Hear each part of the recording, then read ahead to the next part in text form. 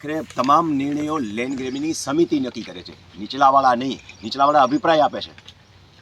એમાં એસડીએમનો અભિપ્રાય બહુ અગત્યની વસ્તુ છે. એસડીએમ જ્યારે સમિતિને અભિપ્રાય કરે છે ત્યારે સમિતિએ જોવાનું છે કે આ અભિપ્રાય છે એ બરાબર છે કે નહીં. તો સમિતિ જે છે એની બેઠક દર મહિનામાં 1 વખત બોલાવી ફરજિયાત હતી, હવે 2 વખત બોલાવવામાં આવે છે.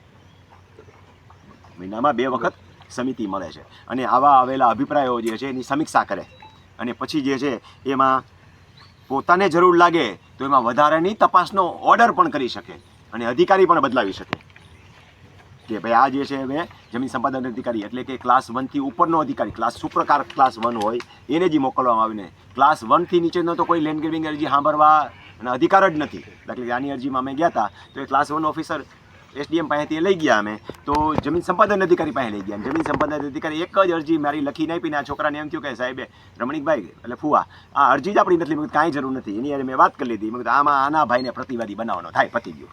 ન્યા સાહેબને લખીને હાથથી લખીને આપી દીધું દફતરે. આજ દી સુધી ભૂત જાગ્યું ન જાગે, પણ ક્લાસ 1 ઓફિસર હોવો જોઈએ એ અધિકારી. બીજા કોઈ અધિકારીને અધિકાર નથી.